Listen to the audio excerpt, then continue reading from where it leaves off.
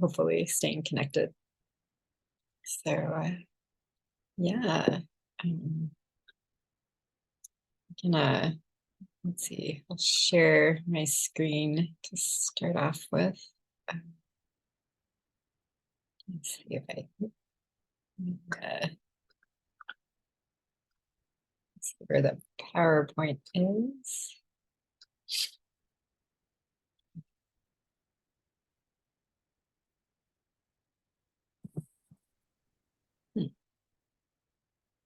Oh, here we go.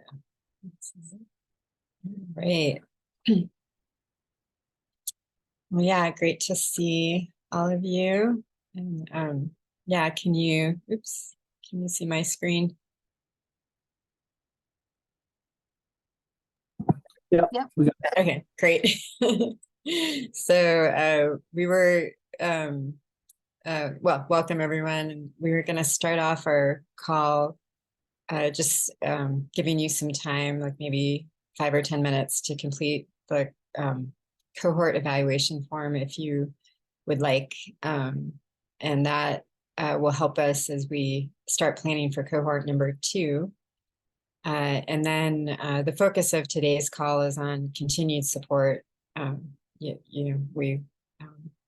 can we support continue to support your RMP efforts, even though the this particular cohort is ending. And so we are grateful to have Matt Laramie with TCR, Malinda Chase with the Alaska Tribal Resilience Learning Network, and Kylie Avery with the Affiliated Tribes of Northwest Indians joining us to talk about this. And I'll also mention some ways that ITEP will continue to support the cohort.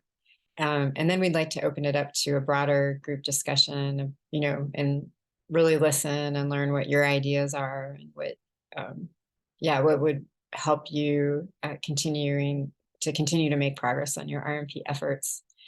And then we'll just mention briefly the National Tribal and Indigenous Climate Conference, which is happening in September 2024 in Anchorage, as a potential place for us to meet again. So yeah, with that, Matt, would it be okay to turn it over to you to start us off?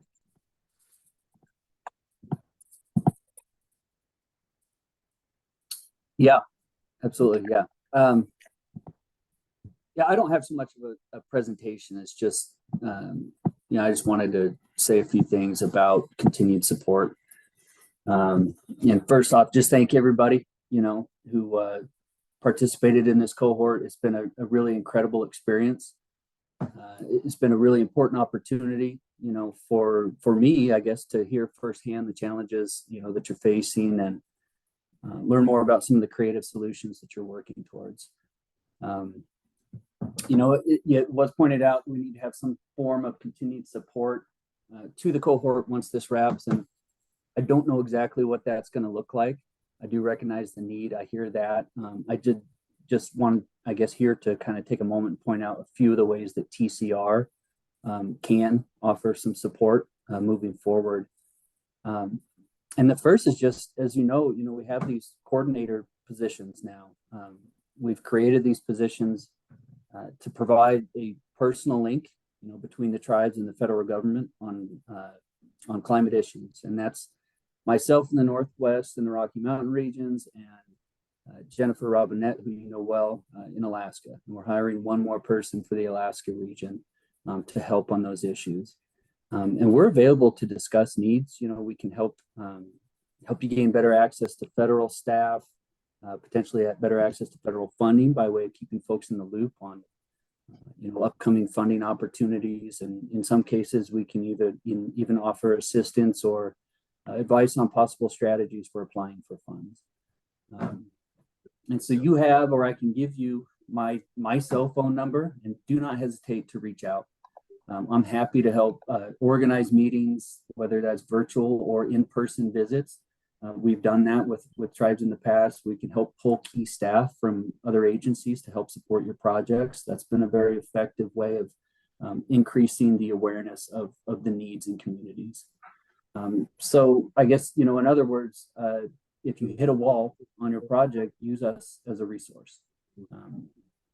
The federal government has been under the sort of directive to reduce government silos, particularly when it comes to CDR work. And so there's a lot of momentum and a lot of support for, you know, this RMP needs, tribal communities. And so there's a lot of meetings going on behind the scenes. There's a lot of conversations and a lot of need to better understand tribal perspective on what are the issues, what are the needs. And so, you know, Jennifer, myself, John, a bunch of these folks sit in on these meetings and can help amplify your message and make sure that your voices are being heard with relation to your needs. So bottom line, just don't hesitate to reach out, and let's not drop the communication at this point. Let's keep it up, and I'm happy to try to help out as best I can, support the needs. Thanks. Yeah, thanks so much, Matt. Really appreciate that. And yeah, just we'll pause for a moment in case there are any questions or thoughts people might like to share.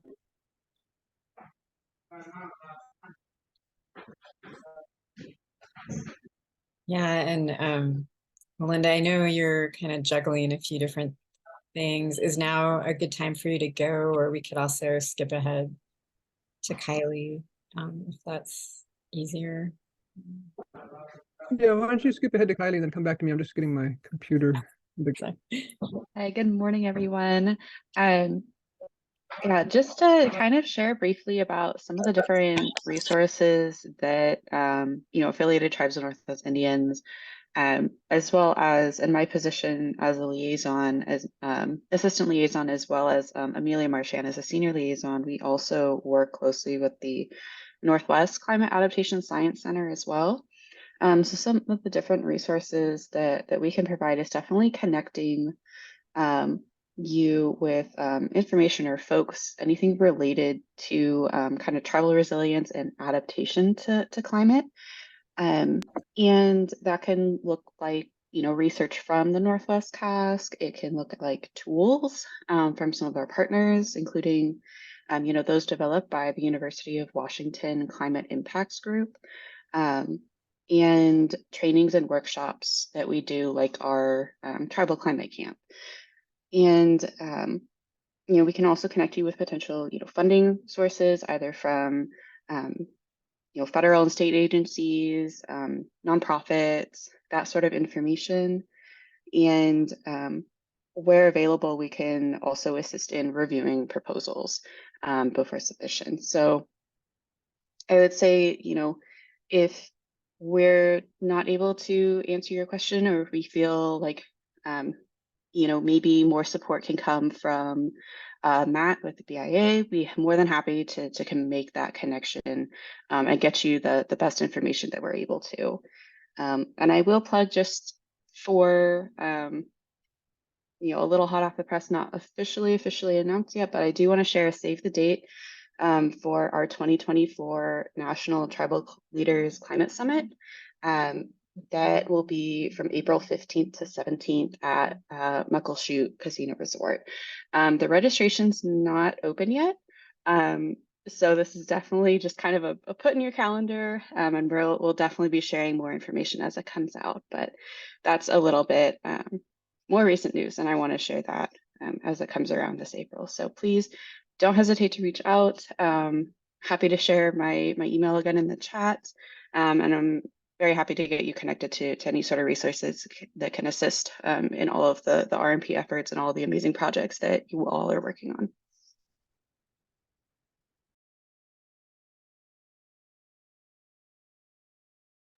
I just realized I was on mute. Thanks so much, Kylie, and that's really an exciting announcement. So thank you for sharing that with us as well. Yeah, any questions for Kylie or thoughts people might like to share?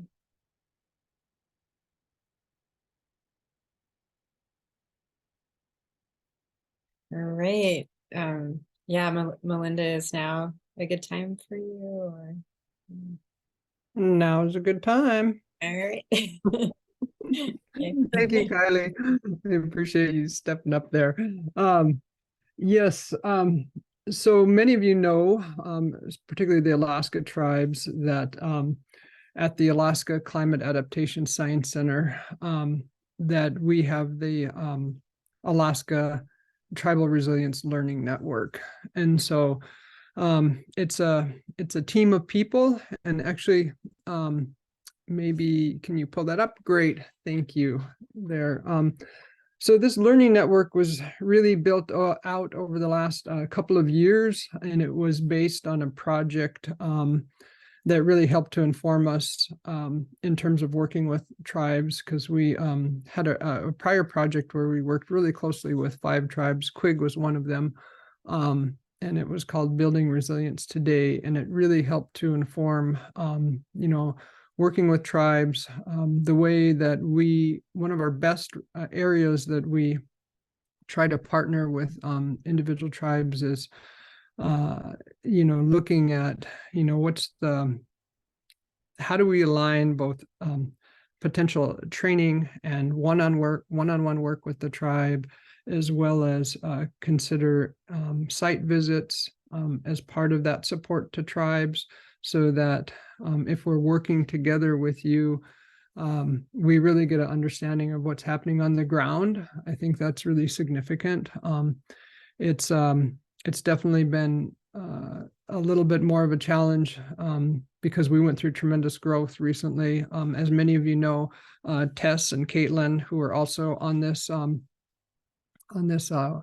meeting here today, they are part of the tribal liaisons with the Alaska Climate Adaptation Science Center, and they provide support. They provided support here along with Geraldine Kelly, and we also have a new liaison, Lori, and I get her last name mixed up. Yes, here's our team, but you may know many other people here, Megan and Krista. And of course, we've had a couple of people that helped inform the network in the past. Alexis Wagner, she helped build this out, and she is on detail. I think also working on in the Office of Self-Governance to help move along the 638 process that many of you are now familiar with, that the Tribal Climate Resilience Program moved to. And then we've also had involvement from Diane Sam, who is going to be helping to inform another forthcoming training that we have on land issues. So, and then of course we try to also work with our indigenous scholars, those of our own folks, like Laverne Dementif, who has her own expertise as a faculty member at the university. And as we continue to grow, we're trying to expand that work with some of our own indigenous experts in Alaska that know our community well. So this is not this is like our core group. We have a few more people at the bottom there. Can you scroll up? I can't see all of them, but I just want to say, part of what we do is help provide the science, the climate science that may need to go into your adaptation or hazard mitigation plan, but also help try to convey that information, whether it's to your leadership or to your community or young people. So where we found that we've been able to really work well, and again, many of you who are on this call have been to either trainings, but also just really being a thought partner. Like if you are running into an issue where you need to bounce an idea off of somebody, many of these folks here that you see on the screen are accessible. They know that they're part of this system of support for Alaska tribes, and we can put you in touch with them or others. Many of you are also attending lots of events that are happening in Alaska, whether it's at the annual Alaska Forum on the Environment or the Alaska Tribal Conference on Environmental Management.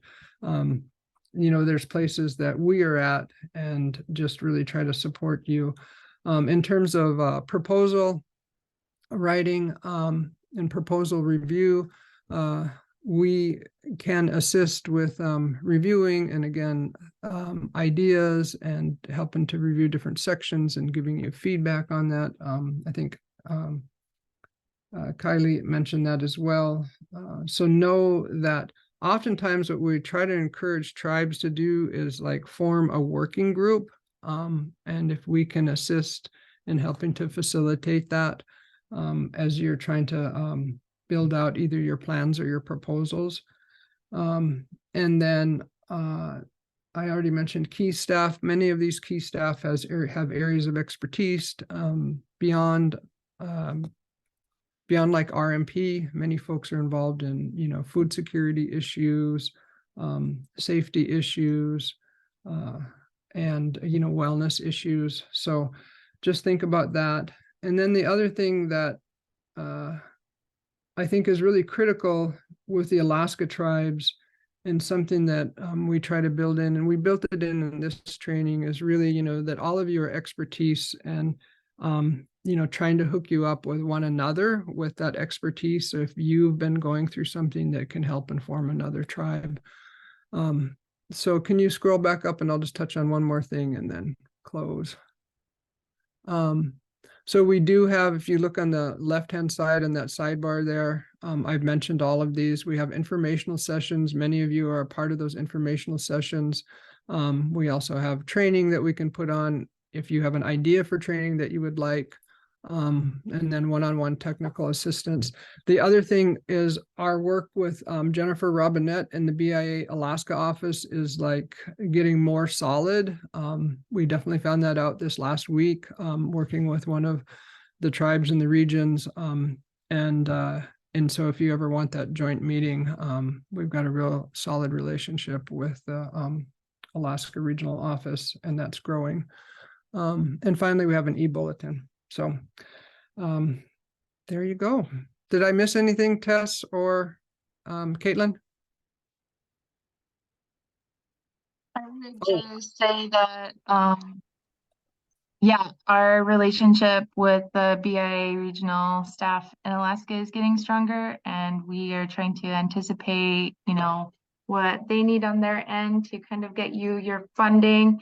And one of the things that was identified recently was like help with 638 contracting and filling out that paperwork. And I think that we can also, help y'all with, those types of tasks as well, if need be.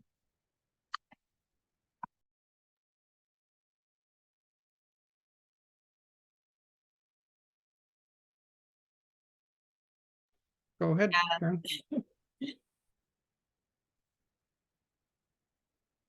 Yeah, that's fabulous. Thank you so much, Malinda. And it's so wonderful to see what you and the Learning Network and all of your offerings. Thank you.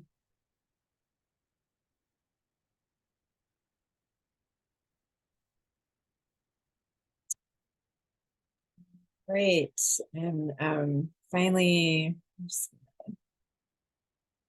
just a few items. Yeah, so we are going to be sending out certificates of completion to those of you who have attended.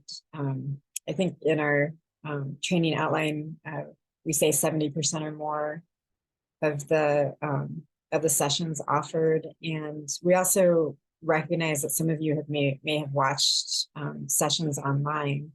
So if for some reason you don't get a certificate, and please feel free to reach out to us, because we don't have a way of tracking who's watching things online. And also Kelsey has been working on a resource guide from the fall retreat. So we'll be sending that out as well. And just a reminder, in terms of resources, just going to the Cohort website. There are a lot of resources on the website. We have the recordings from different cohort sessions. You can find them on this page. I'll just stick this in the chat. or can someone, sorry, since I'm sharing my screen. Oh, there it is. Great. Yeah, so we have them going way back to January. So you can find them here. We have different resource pages, including there's a lot of information on emergency management, information from the winter retreat as well. We also have funding and technical resources. Just a reminder, we have that booklet, and we will be continuing to update the booklet, but you can find that here. The funding and technical resource booklet. And yeah, so just a lot of different resources. And then also there's a contact us webpage. And Caitlin, I see that you also put the contact for the learning network. So thank you for doing that in the chat. And then here's some individual emails if you'd like to contact us individually. So just a reminder that this is available to you. So some feedback that we got during the retreat was that people wanted a way to be able to email one another. So we're going to be setting up a Google group for the cohort. And then, yeah, and then you'll be able to just email the whole cohort. Like if you have a question about 638 contracts, we'll just put that out there. Thank you, Tess, for bringing it up. Then you can email the group and get input that way, and it could be about any RMP topic. So just we'll be starting that, and we'll send out an email once that is set up. And if you don't want to be on the group, please feel free to let us know, and we can always take you off as well. And we'll also be continuing to send emails to everyone about funding and technical resources and other opportunities. Once cohort 2 starts, if you'll be welcome to attend the cohort 2 virtual sessions, and we'll definitely keep all of you in the loop about that. As I mentioned at the start of the call, we are planning on having some RMP cohort sessions at the National Tribal and Indigenous Climate Conference, which is taking place in September in Anchorage. And if you would like to be involved in planning those, we'll be sending out some emails in the new year to get a planning group together for the cohort sessions. Yeah, Kelsey, do you want to mention webinars at all, or? Yeah, I'm happy to. So yeah, one of the ideas that we came up with is, to kind of help bridge the gap between this first cohort and cohort 2 is to have a webinar to kind of like bridge the gap. So ITEP, we do a variety of webinars and webinar topics throughout the year. And so we'd like to dedicate at least one to different RMP topics. And so our idea is, maybe there was a topic that we could just hit the surface on, and we'd like to really dive further into. So those are potentials, or, just straight up topics that we weren't even able to get to just yet. So we'd love to invite all of you to join us on those. And of course, we'll send those out once they've been scheduled, but just kind of in the ideation stage right now with that. Yeah, thanks so much, Kelsey. And yeah, just to add to what Kelsey just said, and we also have webinars occasionally on funding opportunities, which could be relevant to you. And again, we'll be sure to email you about those. And just, yeah, we're definitely happy to have individual calls with all of you if that's something that you would like, and provide support that way. Yeah, so yeah, Kelsey and Julie, I think I got everything. I hope. That was a good summation. Thank you. Yeah. All right. So what we'd like to do now is just give you a few minutes to fill out the evaluation form, and then we'd really